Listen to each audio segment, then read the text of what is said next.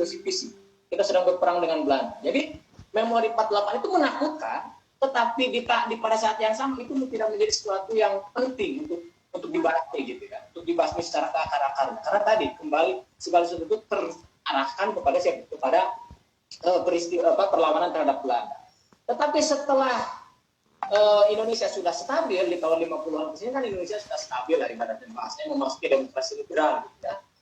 Itu mulai itu perasaan-perasaan ketakutan dan rasa traumatik terhadap kejaman orang PKI itu mulai itu banyak muncul di perasaan orang-orang Islam.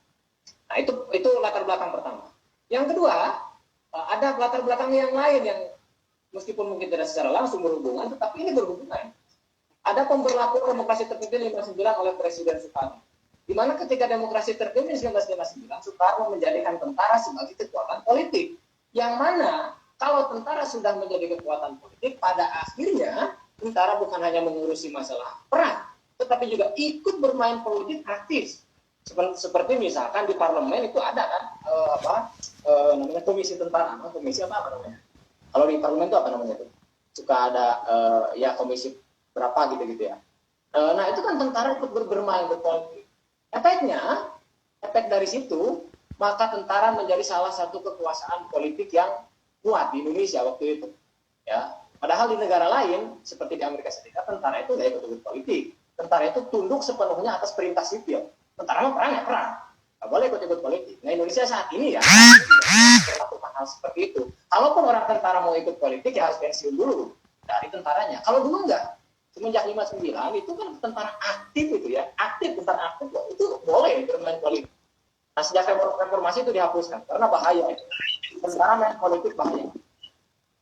Nah kemudian ada isu atau ada problematika angkatan kelima. Angkatan kelima itu apa? Angkatan kelima itu adalah keinginan orang-orang PKI agar supaya buruh, tani dan orang-orang kecil lah ya, orang marginal itu dikasih senjata. Jadi angkatan itu kan ada 4 ya, ada angkatan laut, angkatan darat, angkatan udara, angkatan kepolisian. Nah, satu lagi waktu itu minta PKI itu supaya kami juga minta dipersenjatai dong. Gitu. Karena tahun 60-an PKI juga menjadi salah satu kekuatan politik yang sangat kuat waktu itu. Dia meminta kepada Presiden Soekarno waktu itu agar supaya kami juga dikasih senjata. Gitu. Sebenarnya ini juga bagian daripada isu peperangan ya, konflik antara PKI dengan tentara. Ya, PKI itu kan berkonflik dengan tentara. PKI satu sisi punya massa yang sangat besar. Di Indonesia PKI itu sangat besar sekali jumlah massanya tahun 60-an itu. Terbesar ketiga di dunia setelah Soviet dan Cina. Terbesar kedua setelah Asia. Mereka punya basis massa yang besar. Ketika mereka berkonflik dengan TNI, yang lagi-lagi ada latar belakang dengan peristiwa Madiun itu, mereka sangat ketakutan. Kenapa? Karena meskipun punya basis massa yang besar, tapi mereka nggak punya senjata. Sementara TNI, mereka punya senjata. Maka mereka mengusulkan untuk supaya meminta angkatan kelima, angkatan mereka, buruh, tani, dan sebagainya dipersenjatai. Juga ada kepentingan untuk melakukan penyusupan terhadap Ganyang Malaysia waktu itu ya. Ada isu kan, kita pernah ngomong Ganyang Malaysia, dan di Malaysia itu kondisinya Partai Komunis Malaysia itu kalah waktu itu. Nah sehingga Partai Komunis Indonesia ingin melakukan solidaritas, ingin menyusupkan tentara-tentaranya atau prajurit-prajurit TNI-nya supaya bisa berangkatan ke Malaysia, melakukan Ganyang Malaysia, menjadikan PKI Malaysia berkuasa di sana. Nah, maka salah satu alasannya mereka meminta supaya mereka dipersenjatai. Itu angkatan kelima. Tapi itu akhirnya nanti ditolak. Banyak penentangan lah, termasuk dari kalangan tentara juga banyak ditentang. Kemudian masalah tanah dan masalah bagi hasil dan kekerasan PKI, Anda bisa baca di bukunya Prof. Salim Said yang saya tunjukkan tadi. Ya. Itu sangat detail sekali bagaimana orang-orang PKI itu merebut tanah, kemudian melakukan semacam propaganda di kampung-kampung untuk menghasut masyarakat terutama dari kalangan Islam misalkan kiai dan sebagainya. Meskipun Anda harus tahu bahwa PKI Indonesia Islam, agamanya Islam juga. Nah, biasanya mereka menggelorakan Ganyang 7 setan desa. Ganyang 7 setan desa. Itu kan salah satunya adalah ajengan atau kiai, dianggapnya setan desa itu. Yang memperkaya diri sendiri sementara masyarakat petani dan sebagainya itu dibiarkan tidak punya tanah gitu seolah-olah. Sehingga akhirnya mereka ya ada konflik agraria, mereka ingin merebut tanah-tanah masyarakat. Gitu. Kemudian yaitu masalah Ganyang Malaysia juga ada kaitannya juga ini. Bagaimana Soekarno di tahun 63 itu kan setelah Indonesia berhasil menaklukkan Papua Barat kan ditarik kembali ke Indonesia. Soekarno punya misi yang lain. Mereka ingin menghancurkan Malaysia karena Soekarno kan Malaysia adalah sebuah negara yang dibentuk oleh neokolonialisme dan imperialisme. Nah, Soekarno ingin mengganyang Malaysia, menggagalkan pembentukan negara Malaysia yang dibentuk oleh Inggris dan Amerika. Nah, Soekarno tuh ingin sekali mengirimkan pasukannya kepada siapa? Kepada Malaysia untuk melakukan pengganyangan. Nah, di satu sisi Indonesia yang seharusnya mengirimkan tentara, malah tentaranya ogah-ogahan, terutama angkatan darat, ya, angkatan darat yang dipimpin oleh Nasution, Ahmad Yani, itu kan malas-malasan sekali. Mereka nggak mau kalau harus dikirim perang ke Malaysia. Alasannya kalau mereka perang dengan Malaysia, mereka akan perang dengan siapa? Dengan bapaknya Malaysia, dengan Inggris, dengan Amerika. Sementara di sisi lain, PKI sebagai musuh tentara menyetujui dan mendukung penuh gagasan daripada Soekarno untuk mengganyang Malaysia. Nah, lama-kelamaan kan Soekarno mulai kesel juga melihat kelompok-kelompok angkatan darat yang sering membandel lah, seperti tidak loyal kepada dia. Termasuk salah satu yang terbesar adalah masalah ganyang Malaysia ini. Soeharto itu ketika dikirim ke Sarawak, ya, ke bagian utara Kalimantan, ketika mereka ditugaskan bagian daripada operasi operasi Mekora, ya, apa sih namanya, operasi yang untuk mengganyang Malaysia itu. Nah, Soeharto itu ketika ditugaskan oleh Soekarno ke sana, bukannya melakukan ganyang Malaysia, malah secara sembunyi-sembunyi dia Soeharto dengan anak buahnya seperti Benny Murdani dan Ali Sumitro gitu, yang nanti menjadi petinggi di Orde Baru, itu malah melakukan penyusupan dan komunikasi secara diam-diam dengan penguasa Malaysia. Gitu. Soekarno menginginkan mereka diturunkan ke sana tuh supaya perang dengan Malaysia, mengganyang Malaysia, tapi angkatan darat malah melakukan kerjasama dengan baik. Itu intinya mereka tuh ngeyel. Nah, pada akhirnya itu kan menjadi sumber konflik. Kemudian ada juga faktor Amerika Serikat dan trauma perang Vietnam. Amerika Serikat itu kan pernah mengalami masa trauma yang sangat besar sekali di Asia Tenggara. Vietnam itu kan jatuh ke tangan komunis, musuh dari Amerika Serikat. Dan Amerika akan perang di situ. Mereka tuh nggak mau kalau sampai Indonesia mengalami hal yang sama. Sementara mereka di sisi melihat kepemimpinan Soekarno ini kok makin condong ke komunis, ke blok timur, ke kiri gitu. Bahkan sering mengutuk Amerika di ruang-ruang terbuka. Amerika tuh kepentingannya mau masuk ke Indonesia ketika zaman Soekarno kan dihadang, ditutup kan. Go to hell with your aid. Aku persetan dengan semua bantuan. Nah, gitu kan. Jadi Soekarno itu sangat tahun 60-an itu, 63 itu, 60-an itu menjauhi Amerika. Amerika itu takut kalau sampai Indonesia seperti Vietnam jatuh ke tangan kekuatan kiri kepada blok timur musuhnya Amerika. Nah, maka mereka melakukan serangkaian itu ada dokumen-dokumennya. Kalau di bukunya Dalih Pembunuhan Massal itu, John Rosa mengungkap itu ada beberapa dokumen CIA yang memperlihatkan bahwa ada ternyata hubungan antara angkatan darat yang berhubungan dengan Amerika Serikat. Amerika Serikat itu juga mencari celah lah, menggulingkan Soekarno di Indonesia itu. Tapi kan berat juga karena Soekarno didukung oleh rakyat, juga didukung oleh PKI yang besar. Maka satu-satunya cara nanti adalah dibuatlah bagaimana ada sebuah tragedi yang bisa dijadikan alasan untuk menghancurkan PKI dan juga dijadikan alasan untuk menggerogoti kekuasaan Soekarno. Amerika itu kan melakukan itu akhirnya.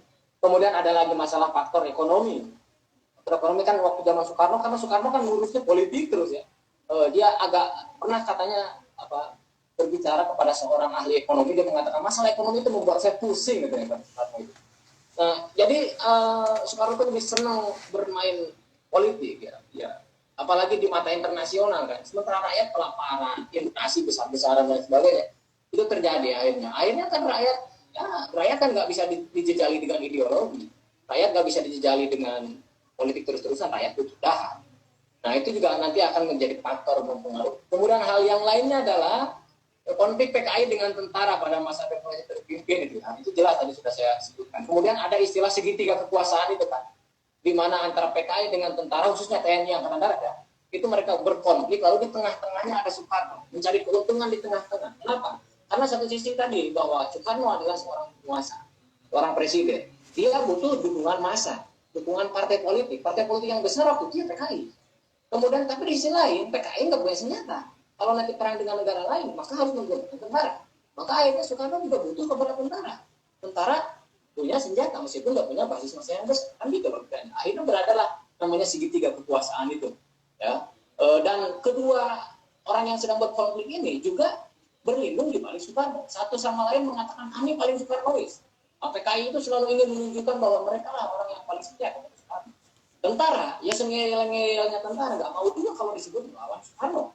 Mereka juga tetap ingin disebut ingin disebut sebagai orang yang Soekarno ya gitu. Apalagi PKI itu punya kepentingan kepada Soekarno karena Soekarno lah yang melindungi dia dari serangan tentara secara langsung. Bayangkan kalau nggak ada Soekarno, PKI itu udah dikurung oleh tentara di tahun 60 gitu kan.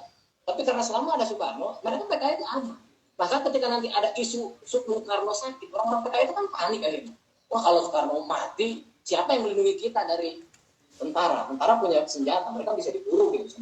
Maka PKI itu sangat berlindung di bawah. Itulah yang disebut dengan segitiga kekuasaan. Kemudian ada lagi masalah Nasakom misalkan, di mana Soekarno menginginkan supaya negara ini dipersatukan dengan 3 unsur besar, nasionalis, agama, dan komunis. Gagasan ini sebenarnya gagasan Soekarno tahun 20. 1920 itu, di mana waktu itu kita masih punya musuh bersama, yaitu siapa? Belanda. Yang namanya orang komunis di Indonesia, semacam ya katakanlah Musso, katakanlah Semaun, Alimin, Darsono, tokoh-tokoh PKI tahun 20. Dena Edit. Siapa? Tan Malaka dan sebagainya. Dena Edit. Iya itu katakanlah mereka itu masih bisa bersatu dengan orang-orang Islam tahun 30-an itu. Jangan salah bahwa pemberontakan PKI terhadap Belanda di tahun 1926, 1927 di Banten dan Silungkang itu dilakukan oleh orang-orang kiri yang bekerja sama dengan para ahli tarekat, orang-orang tarekat. Jadi kalau menurut siapa tuh Dawam Raharjo, Pak Dawam Raharjo, dia mengatakan ada kerjasama yang tidak organik lah gitu. Ada kerjasama antara Islam dengan komunis di tahun 30 ketika kita sama-sama punya musuh bersama. Siapa? Belanda. Tetapi konteksnya kalau tahun 60-an itu udah beda. Itu ibaratnya udah nggak punya musuh bersama. Sulit umat Islam untuk bisa bersatu dengan orang-orang komunis. Tahun 48 apalagi ada trauma sendiri bagi umat Islam. Kan? Seperti itu kurang lebihnya. Kalau tahun 20-an, 30-an kan itu ya faktanya memang bersatu kan. Seperti Anda ketahui kan PKI lahir dari rahim siapa? Rahimnya Syarikat Islam kan, mau tidak mau itu fakta sejarah kan. Waktu itu Syarikat Islam lahir cabang Semarang melahirkan PKI. Ketua Syarikat cabang Semarang itu yang namanya Semaun itu ketua PKI loh, ya, pendiri PKI. Jadi dulu biasa saja karena memang punya musuh bersama. PKI dengan ini bahkan ada orang yang paling keren menurut saya. Dia seorang haji kiai jago kitab kuning, dia bisa paham Al-Qur'an, namanya Haji Misbah. Mungkin Anda pernah dengar. Jadi juluki Haji Merah. Kiai tetapi dia menganut paham nasionalis, paham komunis. Ya, itu kiai. Enggak apa-apa, yang diambil adalah doktrin perjuangan komunisnya. Karena menurut Haji Misbah bahwa Syarikat Islam sebagai organisasi Islam terbesar waktu itu terlalu lembek melawan Belanda, terlalu moderat. Melawan Belanda itu enggak gitu katanya. Ketika dia melihat ada nih organisasi yang radikal yang melawan Belanda secara frontal, itu siapa? Itu PKI. Maka dia haji kiai tapi gagasan perjuangan dan perlawanan terhadap kolonialnya menggunakan paham komunis. Jadi nggak heran sebelum kemerdekaan itu orang komunis Islam itu fine-fine saja, baik-baik saja. Pemberontakan di Silungkang itu contoh yang paling nyata. Silungkang dan di Banten itu para kiai bersatu dengan orang-orang tarekat. Tetapi konteksnya lain setelah tahun 60-an. Sehingga masalah Nasakom ini kan menjadi hangat lah. Termasuk ya orang-orang angkatan darat menolak kan sebenarnya Nasakomisasi di segala bidang itu mereka menolak. Kemudian yang lainnya ada faktor perang dingin antara USA dan kawan-kawan dengan Cina dan Soviet. Tentu ini tahu lah. Jadi kalau kita berbicara dengan Liga 13 itu tidak boleh dilepaskan dari konteks perang dingin waktu itu. Ya mau tidak mau kita bisa mengatakan bahwa angkatan darat itu adalah ya bisa dalam tanda kutip ya anteknya Amerika. Sementara PKI ya anteknya Blok Timur kan. Mereka beradu di Indonesia. Untungnya kita tidak seperti yang dialami oleh Korea. Korea kan sampai pecah sampai saat ini gara-gara perang dingin itu. Indonesia alhamdulillah nggak sampai pecah kayak gitu. Nah kemudian hal-hal yang lain adalah isu sakitnya Bung Karno. Ya Soekarno itu kan pernah berobat katanya kan. Kemudian tiba-tiba ada isu. Mungkin nanti Pak Ami bisa jelaskan ini bagaimana kronologinya. Sehingga ada seorang dokter yang membocorkan katanya bahwa Soekarno akan meninggal akhir tahun 65. Nah itu kan membuat PKI panik itu. Dan kalau Soekarno mati nanti siapa yang melindungi kita? Kemudian isu Dewan Jenderal, kemudian ada isu dokumen Gilchrist, kan ini dokumen yang dibuat oleh orang Cekoslovakia. Yang bagi sebagian sejarawan bahwa dokumen Gilchrist ini sebenarnya dokumen untuk memancing orang-orang PKI agar segera bertindak menghantam para tentara-tentara yang anti kepada Soekarno atau yang tidak loyal kepada Soekarno. Itu yang saya baca di bukunya dari Pembunuhan Massal. Itu dokumen isinya adalah tentang bahwa di Indonesia ada Dewan Jenderal yang bersahabat dengan Inggris yang akan melakukan kudeta kepada Soekarno. Nah, itu kan dari kalangannya tentara angkatan darat lah. Itu kurang lebih ya dokumen isinya seperti itu. Meskipun katanya ini dokumen yang bisa diperdebatkan, tetapi menurut John Rosa bahwa dokumen ini sengaja dibuat agar supaya orang-orang PKI itu segera menindak jenderal-jenderal yang tidak pro Soekarno dan tidak pro kepada PKI seperti itu. Nah, itu adalah berbagai macam peristiwa yang melatar belakang G30S yang nanti menjadi akumulasi sehingga meletuslah peristiwa G30S ini. Nah, peristiwa yang terjadi hanya sekian jam waktunya, ada 1 malam, tetapi latar belakangnya sangat panjang seperti itu kan. Nah, lalu kemudian di bukunya John Rosa juga dikatakan bahwa PKI itu kemudian menimbang-nimbang apakah harus melakukan penyerangan atau kita menunggu.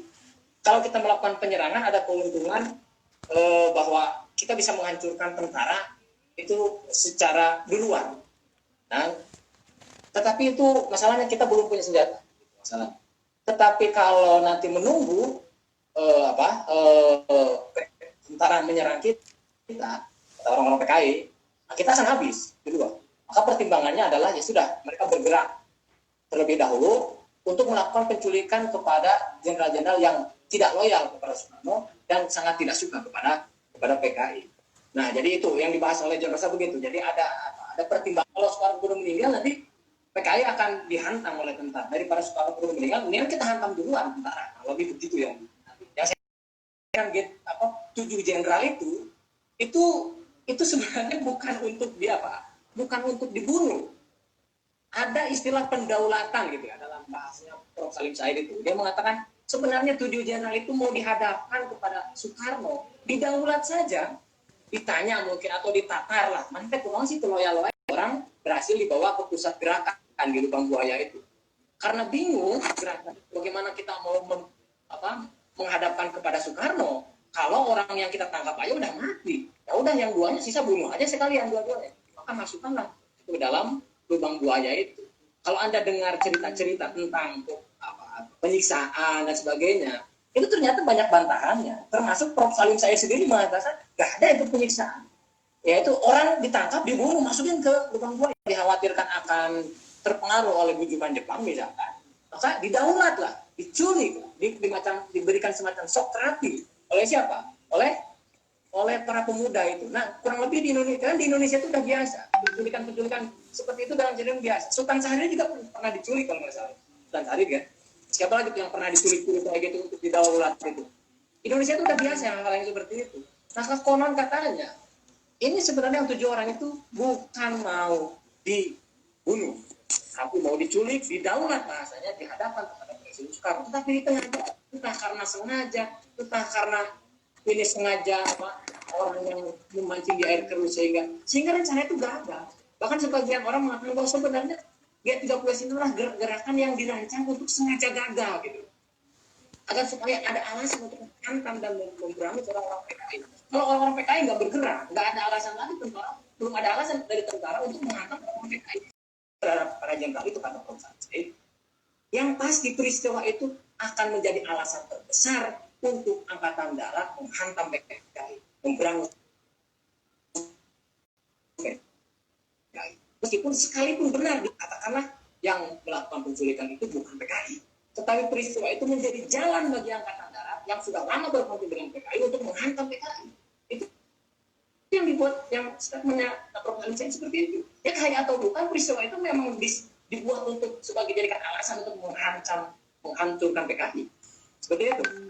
Jadi sekali lagi bahwa peristiwa ini ada sebagian sejarawan bahkan yang mengatakan bahwa sepertinya peristiwa ini dirancang untuk gagal. Entah itu agar supaya Indonesia tidak jatuh ke tangan PKI sekaligus nanti sambil menyelam minum air kalau PKI-nya sudah hancur kan Soekarno sudah nggak punya pijakan lagi. Nanti kan bisa dihantam juga sekalian Soekarno-nya. Kan kurang lebih seperti itu. Baik, itu peristiwanya kurang lebih seperti inilah. Ini bisa Anda lihat. Ya, pimpinan G30S ini sebenarnya hanya 5 orang. 3 dari tentara dan 2 dari sipil. Ya, 3 dari tentara dan 2 dari sipil. Oh ya, satu lagi tadi saya terlewat ya. Nah, Ini yang ini nih, ada konflik internal tentara, baik dalam satu kesatuan, misalkan antara sesama angkatan darat dengan sesama angkatan darat, atau juga antar AD dengan ini. Ini fakta-faktanya banyak. Saya tulis misalkan seperti konon katanya Nasution itu tidak senang kepada Ahmad Yani sebenarnya. Kenapa? Karena Ahmad Yani itu terlalu lembek dalam menghadapi sikap politiknya Soekarno. Nasution kan orang apa? Orang Medan, orang Batak gitu ya. Secara psikologis mungkin keras. Sementara Yani kan orang Jawa yang kalau ngelawan senior itu harus apa namanya? Harus ke bahasa Jawanya itu apa? Alon-alon asal kelakon apa maksudnya? Mikul dulu mendem jero gitu ya. Mereka nggak suka kepada Soekarno, caranya nggak usah pro. Nah, Ahmad Yani itu nggak disukai sama Nasution itu. Sebenarnya ada, kalian bisa search di artikel historia, banyak sekali artikel-artikel yang mengungkap tentang perseteruan sesama tentara itu ribut sebenarnya. Ini sebenarnya ribut. Kemudian juga ada contoh misalkan Ahmad Yani juga nggak suka kepada Soekarno. Jadi sebenarnya Soekarno itu dianggap apa? Ya dianggap keras kepala dan apa namanya kurang hormat lah kepada dia. Karena waktu dulu ya, sebelum mereka jadi petinggi di Jakarta, ketika mereka masih di kesatuan di Penogoro di Jawa Tengah, sebenarnya Nasution itu bawahannya Soeharto. Tetapi ketika di Jakarta jadi kebalik, gitu kan, karena ada masalah dengan Soeharto itu kan, sehingga karirnya agak terhambat. Sementara Yani kan mulus, seret kalau langsung gitu.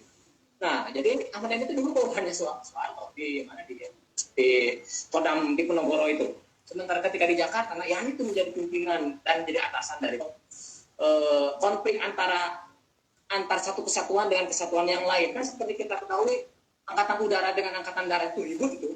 Angkatan itu ribut-ribut terus itu kan. Yang satu mendukung penuh Soekarno di bawah pimpinan Omar Dani, yang satu kan ngeyel.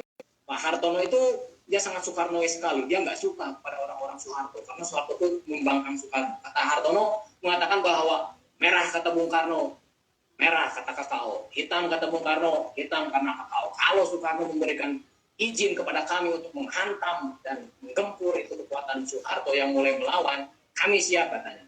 Itu kan ada konflik seperti itu, ya panas sekali lah di antara mereka. Bahkan ada isu bahwa markasnya Soeharto di Kostra itu mau dibom itu oleh angkatan udara, oleh orang-orangnya Omar Dhani. Itu akhirnya di mana?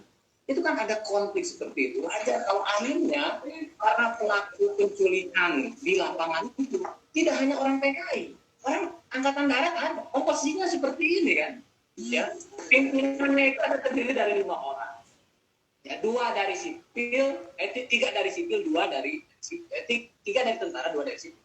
Ada namanya Letnan Kolonel Untung Sansuri. Nah, ya berasal dari Kesatuan Cakrabirawa atau Pas Pampres. Kemudian ada Kolonel Abdul Latif dari Kodam Jaya. Angkatan darat juga kan, anak buahnya Soeharto itu. Latif itu anak buah Soeharto. Nah, Untung juga kalau nggak salah anak buahnya Soeharto. Untungnya anak buah Soeharto pernah hadir di pernikahannya Kolonel Untung. Ada Mayor Sujono, dia adalah pimpinan penjaga Pangkalan Harim Perdana Kusuma, dan nanti dia yang menyediakan logistiknya apa terus dan sebagainya, dia yang menyediakan. Nah, itu dari tentara. Kemudian dari sipil ya, sipil non militer, ada Sam Pemarujaman dan Konor. Nah, ini Konor katanya orang-orang yang nanti akan berhubungan dengan orang-orang PKI dan sering disebut sebagai CC PKI Biro Khusus PKI. Nah, selain yang 5 itu ada satu lagi Brigjen Suparto yang menjadi duta G30S ini, yang nanti pada peristiwanya melakukan laporan kepada Bung Karno dan minta dukungan kepada Bung Karno. Bung, ini kami melakukan gerakan menangkap ini gitu. Tapi Bung Karno mengatakan udah hentikan pembunuhan ini, hentikan peperangan ini, hentikan gitu. Nah, itu adalah orang-orang yang pimpinan tertinggi lah dari gerakan G30S itu ya. Sekali lagi 3 atau 4 dari tentara, 2 dari milik dari sipil. Nah, kemudian pelaku lapangannya, 1 Kompi Pas Pampres, mungkin teman-teman ya Kodam Jakarta itu nanti dipimpin gerakannya oleh Latif. 2 peloton itu berapa orang saya juga nggak tahu. Kemudian 1 batalion AU dipimpin oleh Sujono. Nanti dia 1 batalion itu berapa orang saya juga nggak tahu. Intinya menurut John Rocha bahwa sebenarnya ini adalah pasukan yang sangat kecil sekali. Makanya kenapa dirancang seperti untuk gagal, sengaja untuk gagal. Lihat dari komposisi pasukannya itu sangat kecil sekali. Jangankan dengan nanti tentara angkatan darat secara keseluruhan dibanding dengan Kodam Jaya atau Kodam Diponegoro lah misalnya, itu lebih besar jumlah pasukan Kodam Diponegoro. Ini pasukan gabungan, tapi kecil, dibuatnya kecil, gitu kan. Sepertinya itu seperti dirancang untuk gagal, sekali dihantam tuh ya, kan, habis gitu. Nah, jadi seperti terburu-buru lah entah apa bagaimana pasukan ini kemudian bergerak. Itu yang pimpinannya ya, pimpinannya. Kemudian peristiwanya, Anda kalau mau baca peristiwa secara detailnya, lagi-lagi saya tawarkan baca buku itu atau buku-buku yang lain juga banyak. Mungkin juga skripsinya Pak Ami itu dulu bahas tentang PKI, mungkin juga mau bahas. Tapi kita ringkas saja lah. Peristiwanya kurang lebih dari subuh dini hari atau sampai malam hari di hari berikutnya. Ini sengaja ditembak nggak ada, tetapi itu memang ketidaksengajaan. Anda boleh cari di YouTube itu kesaksiannya mantan para pasukan Cakrabirawa yang dulu pernah ikut operasi penangkapan jenderal itu. Ada sebagian di YouTube banyak berkeliaran, kata mereka ya gila aja kami harus membunuh anak kecil. Enggak gitu kan. Nah sementara tujuan utamanya tadi mereka tuh mau hidup awal, tapi mungkin ada kesalahan apa gitu sehingga mereka ini mati dan tujuh jenderal itu mati, sehingga yang tersisa hanya 2 orang dibawa ke pusat gerakan di Lubang Buaya. Akhirnya mau dihadapkan kepada Soekarno, mau didaulat seperti apa? Kalau membawa mayat, ya udah bunuh aja semua. Bunuh, kan akhirnya korbannya yang asalnya sulit untuk didaulat, matilah semua dari itu. Kemudian nanti di beberapa daerah juga ada beberapa korban yang mungkin Anda bisa nanti sebutkan, siapa namanya saya lupa itu. Ada Karel Satrio Subun dan siapa itu nanti yang beberapa daerah yang akhirnya juga jadi korban penculik.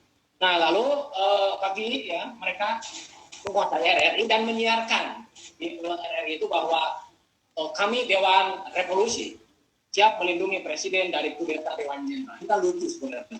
Orang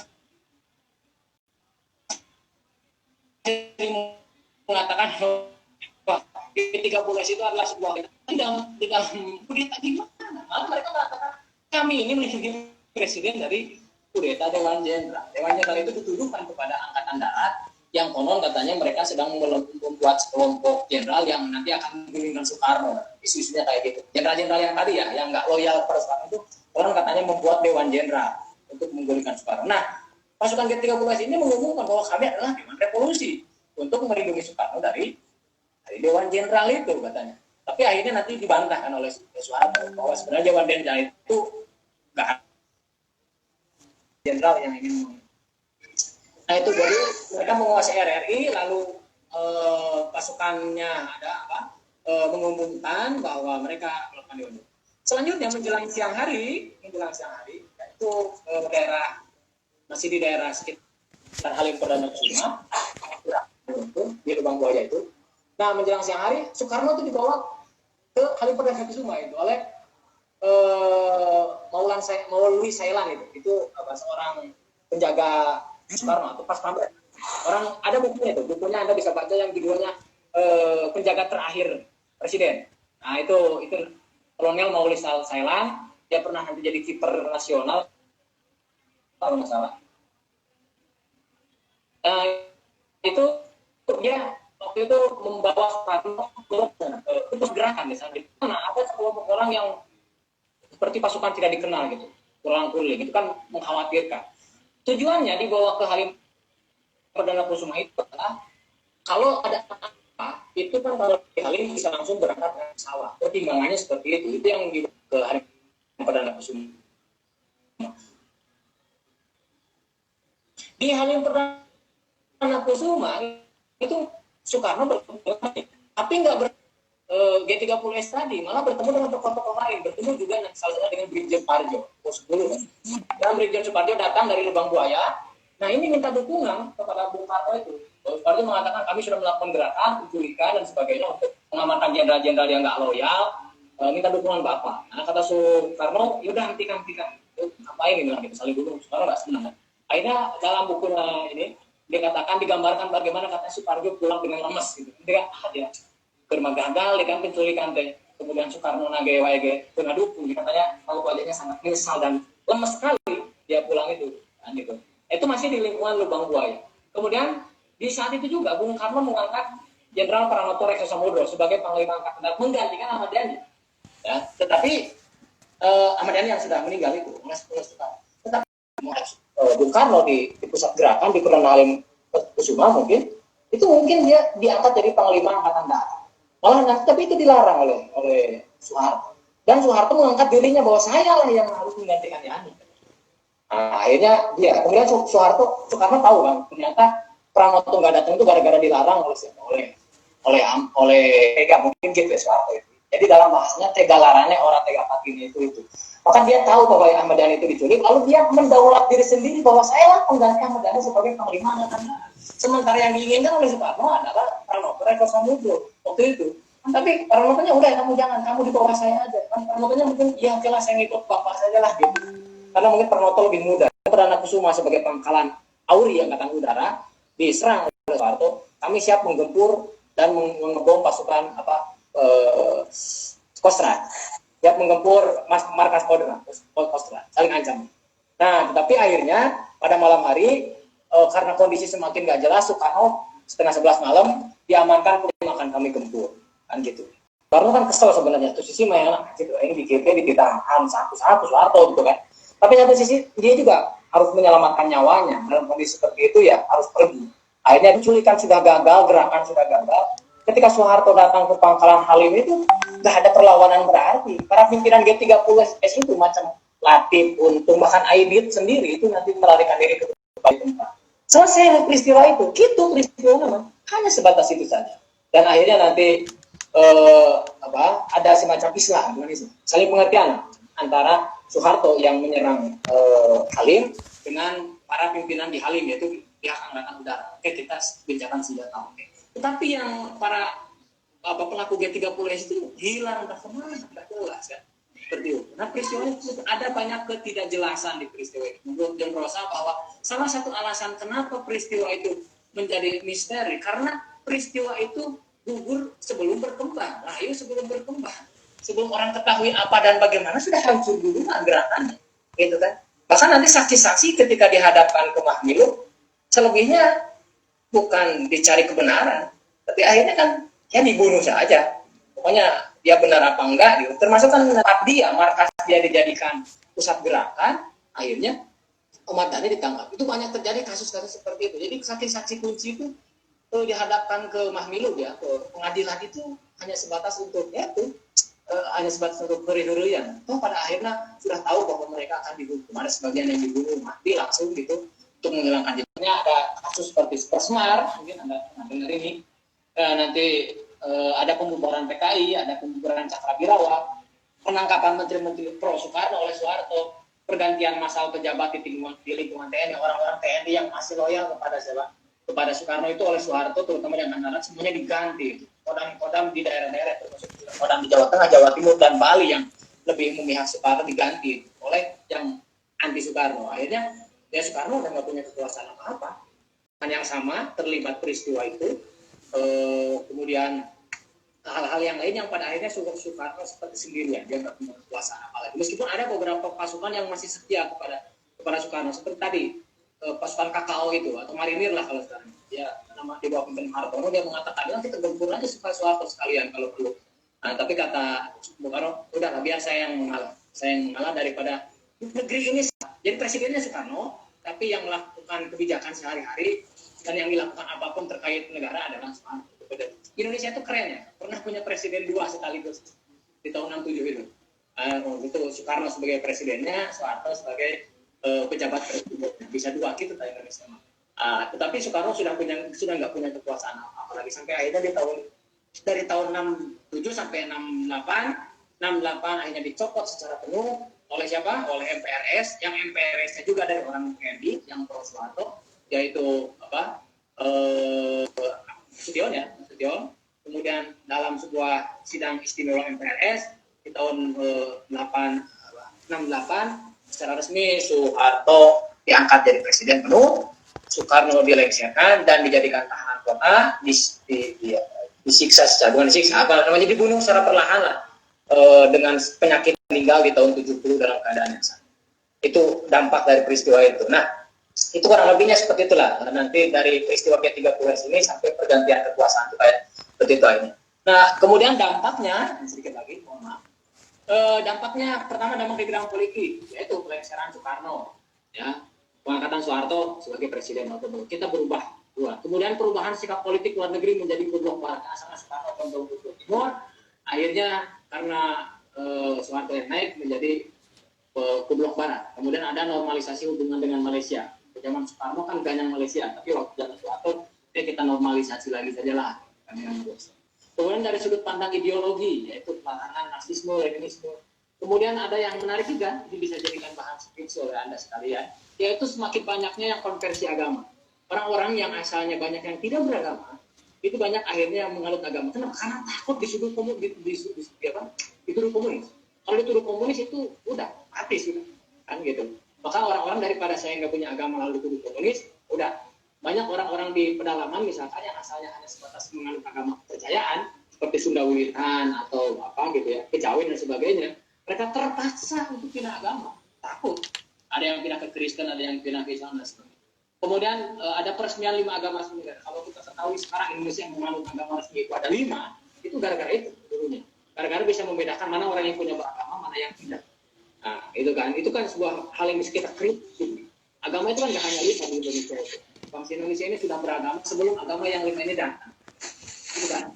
Bangsa Indonesia yang menganut agama-agama lokal itu juga punya hak sebagai warga negara yang sama. Sementara mereka kan sekarang lihat, mereka banyak yang tidak punya KTP karena kolom agamanya harus dikosongkan.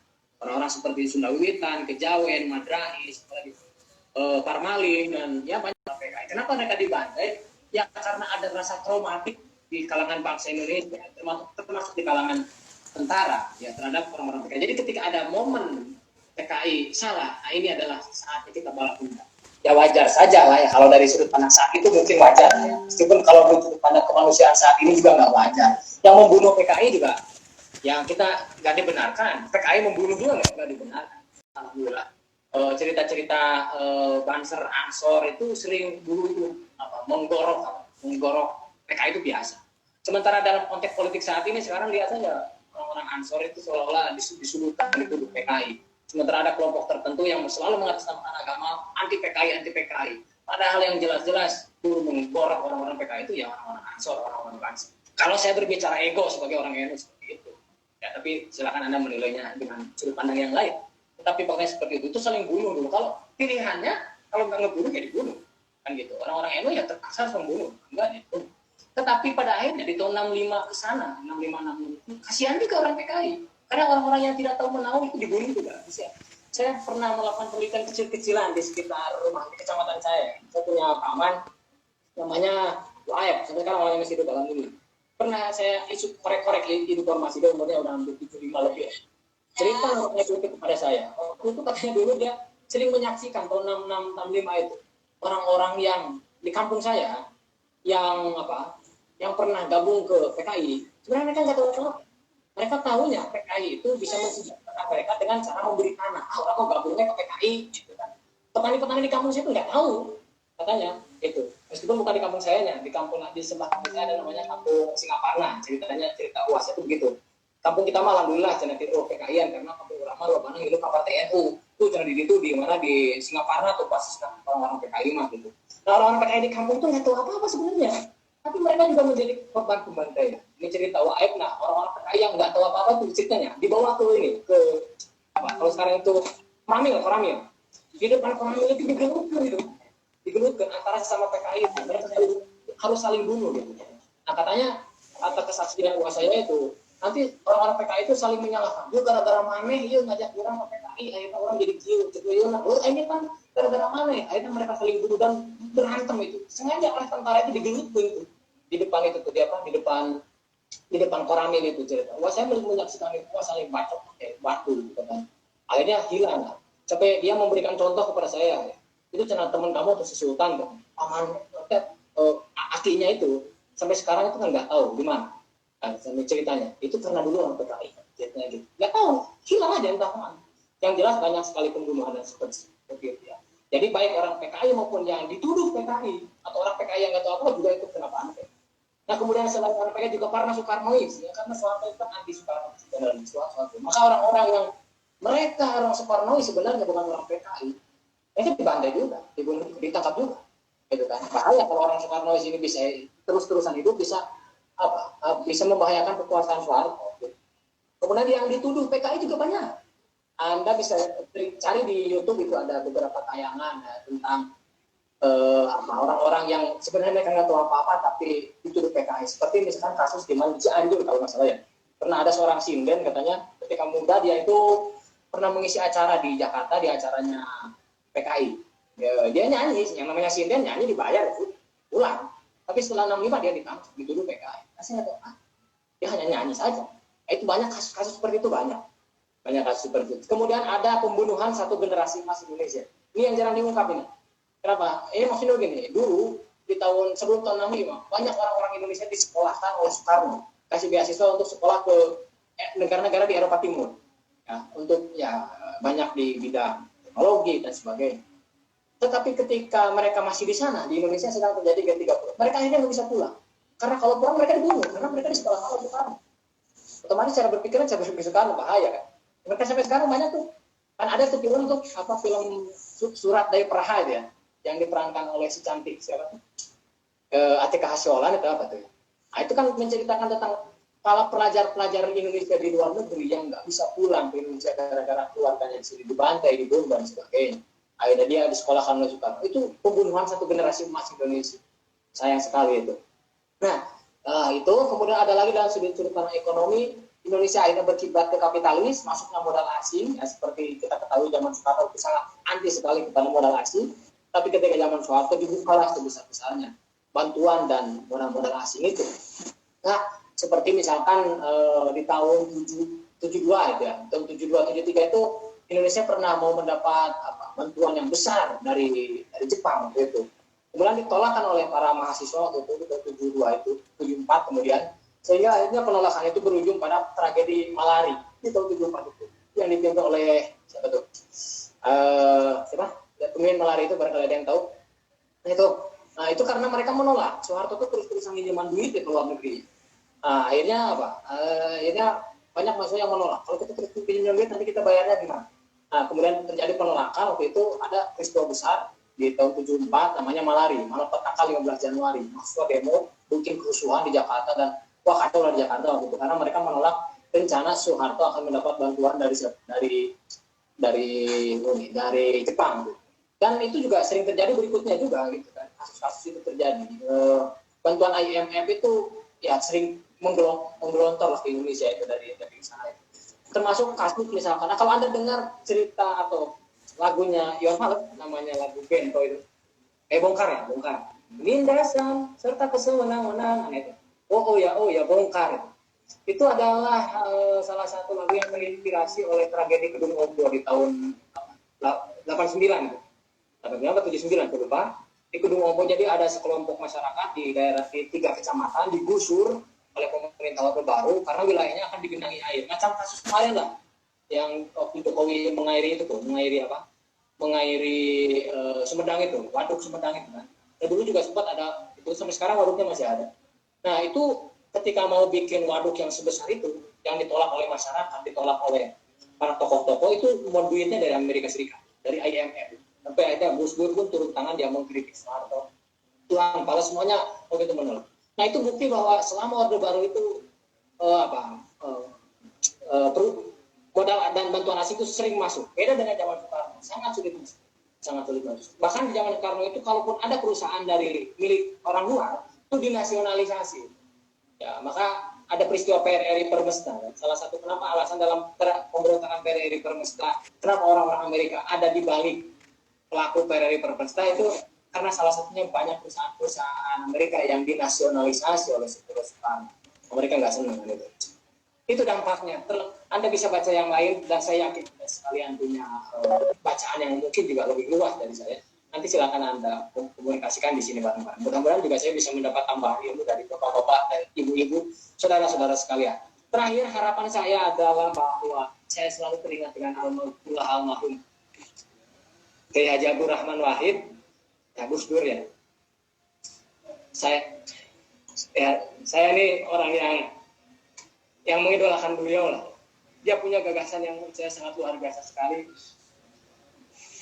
Bahwa saatnya Indonesia ini harus punya rekonsiliasi untuk hidup di alam yang tidak punya dendam terhadap masa lalu.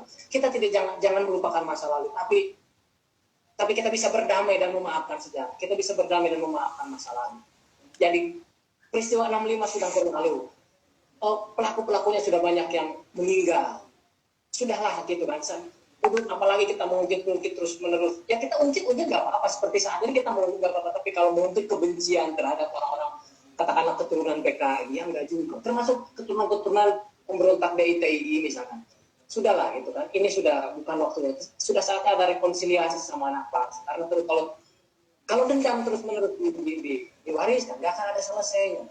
Dan saatnya manusia itu meninggikan derajat kemanusiaan setinggi-tingginya tanpa memandang latar belakang keluarga dia siapa, tanpa memandang agama dia siapa, agama dia apa, etnis apa. Kita hidup di ruang yang sama, di semua bahtera yang sama, di perahu yang sama yang bernama Indonesia ini. Mari kita hidup bersama-sama. Itu gagasan rekonsiliasi yang dibangun oleh Gus Dur. Yang lagi-lagi itu banyak ditolak oleh para politikus yang suka bermain dengan isu-isu tentang komunisme. Sangat disayangkan sekali. Kalau itu terjadi, bangsa kita bisa menatap ke depan dengan lebih baik sambil tidak melupakan masa lalu. Saya bersyukur ada satu momen sejarah yang bisa islah. Ya. Salah satu momen sejarah yang cukup juga menjadi memprihatinkan adalah misalkan konflik Bubat, tragedi Bubat, perang Bubat zaman dulu itu, zaman antara Majapahit dengan kerajaan Galuh ini. Sampai akhirnya kan membekas itu selama ratusan tahun. Akhirnya orang Sunda kan golek orang Jawa golek orang Sunda nggak bisa menikah dengan itu kan akibat tragedi Bubat. Tetapi kan kemarin alhamdulillah ada upaya rekonsiliasi. Ridwan Kamil bertemu dengan tokoh dari Jakarta dengan Sri Sultan Hamengkubuwono. Oke, kita rekonsiliasi kebudayaan. Kita tidak bisa terus-menerus mewarisi rasa dendam ini akibat perang Bubat.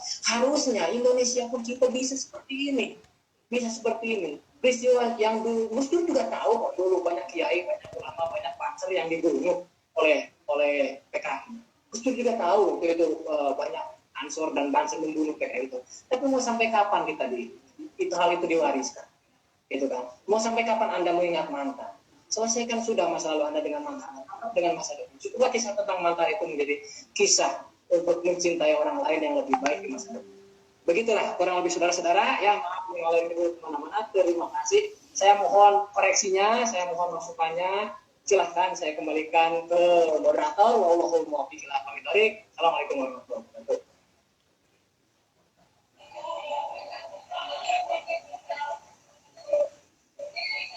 Silakan moderator.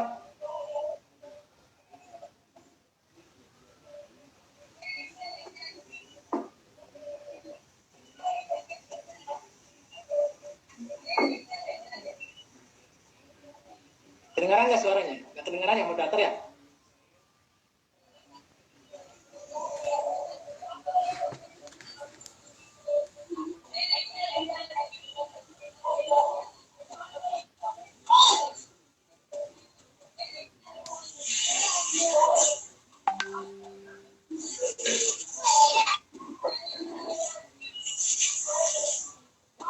Ya, silakan moderator.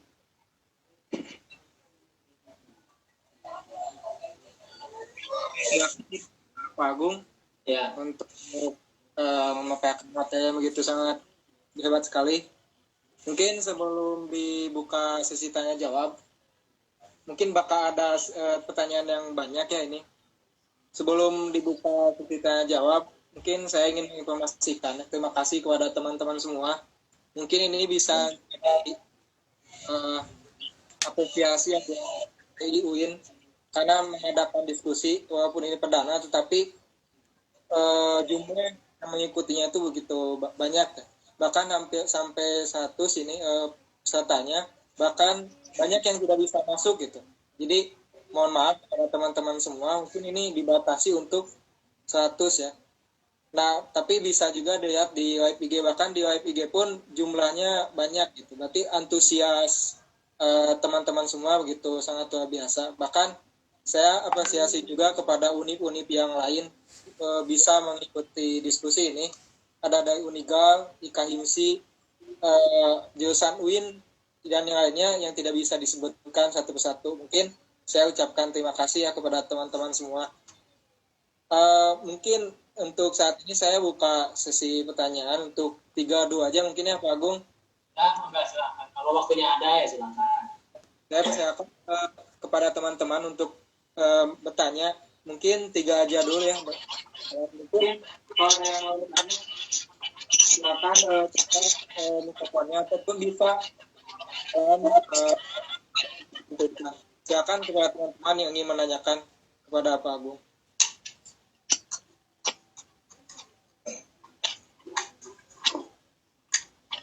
Kalau izin masuk,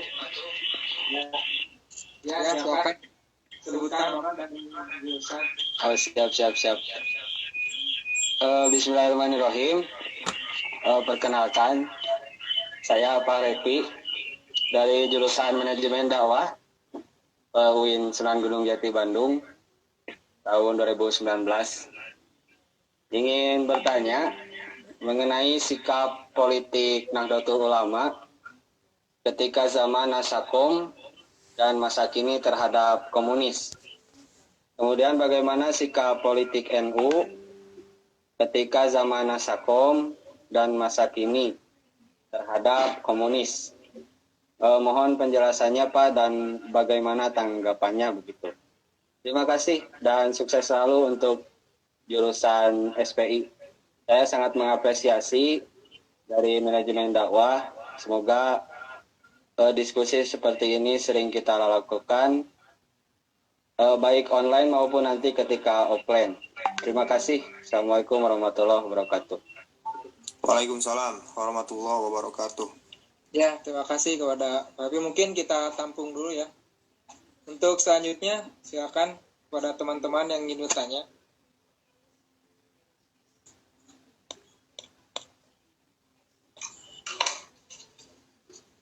Cek.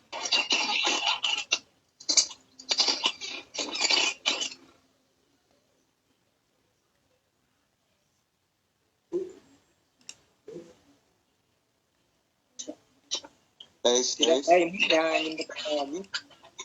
ada satu. Ya, silakan. Assalamualaikum warahmatullahi wabarakatuh.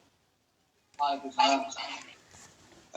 Yang terhormat kawan saya Agung bernama M. Hum di UIN Bandung. Saya Reza dari kampus Tiabdi. Ya. Sungguh luar biasa ini. Jadi tema yang menarik, terus kemudian pemaparan yang juga sangat unik gitu ya. Jadi karena memang kita memandang salah satu peristiwa biasanya dari kacamata kuda kurang lebih dari satu perspektif, terus kemudian